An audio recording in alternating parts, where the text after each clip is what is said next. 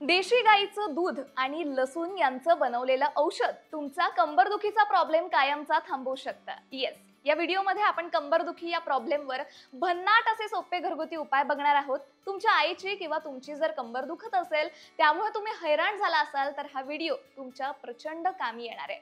सुरुवातीलाच सांगितलेला उपाय तो म्हणजे लसूण. लसूण हा हाडं जोडून ठेवणारा घटक आहे, ज्यामध्ये उष्णता जास्त असते, म्हणून आपल्याला एका प्रकारची एनर्जी मिळते. हाडं जर ठिसूळ झाली असतील तर प्रचंड फायदा होतो. सुरुवातीला हा उपाय करताना तुम्ही 3 लसणाच्या पाकळ्या घ्या, त्या तुम्ही बारीक करा, ठेचून घ्या. त्यात अर्धा कप दूध आणि अर्धा कप पाणी घ्या. सिंपली हे मिश्रण तुम्ही हाफ होईपर्यंत गॅसवर उकळून घ्या. नंतर ते गाळून शुद्ध गाईचं तूप टाकून ते प्यायला सुरुवात करा आणि त्यानंतर याचे रिझल्ट्स तुम्ही बघा. हा एकच उपाय झाला, पण याबद्दल अजून उपाय बघायचे असतील तर हा व्हिडिओ शेवटपर्यंत नक्की बघा. अनेकांची कंबर सतत दुखत असते.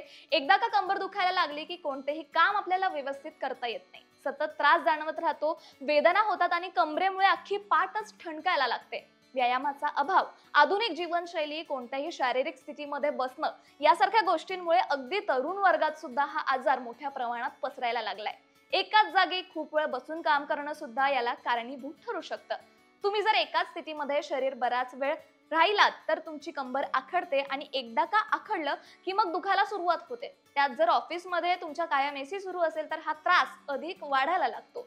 सुरुवातीला या वेदना अतिशय कमी असतात आणि त्यामुळे आपण त्याकडे फार लक्ष देत नाही, पण जसजसा काळ लोटत जातो आणि आपण यावर काहीच उपाय करत नाही, तेव्हा या वेदना अतिशय वाढायला लागतात. तुमच्या शरीरामध्ये व्हिटॅमिन डी जर कमी झालं की कंबर दुखायला लागते आणि जे लोक बसताना पोक काढून बसतात त्यांची पाठही काही कालावधीनंतर दुखायला लागते. आणखी काही कारणं आहेत, ते म्हणजे ज्यांचं पोट मोठं आहे त्यांची कंबर जास्त दुखते, कारण पुढील शरीराच्या वजनाचा भार पाठीवर येतोच. त्यामुळे स्थूल व्यक्तींमध्ये म्हणजेच ज्यांचं वजन जरा जास्त आहे त्यांना हा कंबरदुखीचा जास्त त्रास होतो.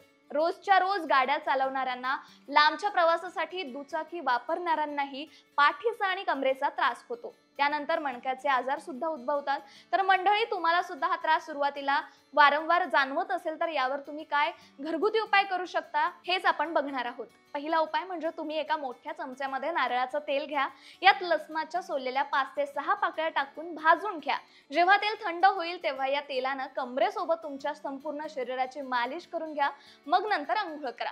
लसूण हे नैसर्गिक वेदनाशामक म्हणून काम करतं, यामुळे तुम्हाला वेदनेपासून लवकर आराम मिळतो. एक गोष्ट लक्षात घ्या की मालिश करण्याआधी किमान 30 मिनिटांनीच अंघोळ करावी, जेणेकरून या वेळेत तुमचं शरीर हे मिश्रण चांगल्या प्रकारे शोषून घेईल. दुसरा उपाय म्हणजे तुम्ही मेथी दाण्यांचा वापर करू शकता. मेथीमध्ये अँटीऑक्सिडंट आणि अँटी इन्फ्लेमेटरी घटक असतात, जे सांधेदुखी आणि स्नायूंच्या वेदना कमी करण्यासाठी वापरले जातात. यासाठी तुम्ही मूठभर मेथीदाणे भिजवून दुसऱ्या दिवशी वाटून त्याचा लेप तयार करा. हा लेप कोमट करून दुखणाऱ्या कमरेवर लावा आणि 15 ते 20 मिनिटांनी धुवून टाका. आठवड्यातून 2 वेळा तुम्ही हा उपाय केला तर तुम्हाला जास्त फरक जाणवेल. विशेषतः महिलांमध्ये मासिक पाळीच्या आसपास होणाऱ्या कंबरदुखीसाठी सुद्धा हा उपाय खूप उपयोगी ठरतो. एकदा जर कंबर दुखायला लागली ना तर बसायचं, उठायचं, वाकायचं काहीच नीट होत नाही. तुम्ही तिळाचं किंवा भुईमुगाचं तेल जर लावलं तर तुम्हाला खूप आराम मिळेल. तिळाचं तेल हे आयुर्वेदातील जुनी पारंपरिक गोष्ट आहे. यात नैसर्गिक उष्णता असते, म्हणजेच हे तेल आपल्या शरीराच्या आतपर्यंत शोषलं जातं. तिथे जाऊन ते स्नायूंना पोषण देतं. हाडांच्या सांध्यांना आराम मिळतो आणि वेदना या हळूहळू कमी होतात. तुम्हाला फक्त काय करायचंय, रोज संध्याकाळी थोडं गरम करून घ्या आणि हलक्या हाताने तुमच्या कमरेवर तेलानं मसाज करा. यालाच अल्टरनेट ऑप्शन म्हणून तुम्ही भुईमुगाचं तेल सुद्धा वापरू शकता. यात एक खास टिप म्हणजे तुम्ही तिळाच्या किंवा भुईमुगाच्या तेलामध्ये थोडंसं कापूर मिसळा, कारण कापरामध्ये थंडावा देणारे नैसर्गिक वेदनाशामक गुण हे तेलामध्ये मिसळून जातात आणि याच्या वापराचे फायदे तुमच्या कमरेला डबलचे होतात. कंबर दुखीवर आणखी एक दमदार आणि घरगुती उपाय म्हणजे ओव्याचा गरमागरम सेक. यामुळे तुमची कंबर दुखीच नाही तर गॅसच्या समस्या सुद्धा दूर होऊ शकतात. तुम्ही थोडा ओवा घ्या, साधारण 2 चमचे घेतलात तरी चालेल, आणि एका कोरड्या तव्यावर किंवा कढईत तो हलकासा भाजून घ्या. भाजलेला ओवा एका स्वच्छ सुती मलमलच्या कापडातून घट्ट बांधा आणि एक छोटंसं त्याचं बिंड तयार करा. मग ते बिंड गरम असेपर्यंतच, म्हणजे तुम्हाला सहन होईल इतकं गरम असेपर्यंत कमरेवर, पाठीवर सौम्यपणे सेकण्यासाठी वापरा. जास्त प्रेशर न देता हलका हाताने हा सेक द्या. हा उपाय तुमच्या कमरेच्या दुखण्याला सुरुवातीला बऱ्यापैकी आराम देतो. या सेकमुळे कंबर सैल होते, गॅसची लक्षणं कमी होतात आणि पोट हलकं वाटू लागतं. खूप वेळा आपल्याला जाणवते की कंबर जखडली आहे, पण या सेकमुळे तुमची कंबर ही हळूहळू मोकळी होऊ शकते. रोज तेल लावणं, सेक करणं किंवा काही विशिष्ट उपाय करणं सगळ्यांनाच शक्य नसतं.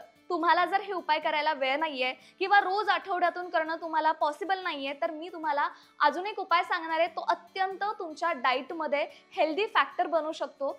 जेवणामधून आणि खाण्याच्या सवयीमधून जर तुम्हाला उपाय मिळत असेल, तर तो सर्वात सहज आणि दीर्घकाळ टिकणारा ठरतो.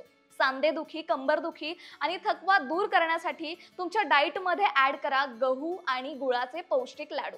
वय वाढल्यावर हाडं थकायला लागतात, सांधे आखडायला लागतात आणि थोडं जरी अधिक काम केलं तरी कंबर किंवा पाठ ही ठणकायला लागते. याच गोष्टींसाठी घरच्या घरी बनवलेले गहू, गुळ आणि तुपाचे लाडू अत्यंत उत्तम पर्याय ठरू शकतात.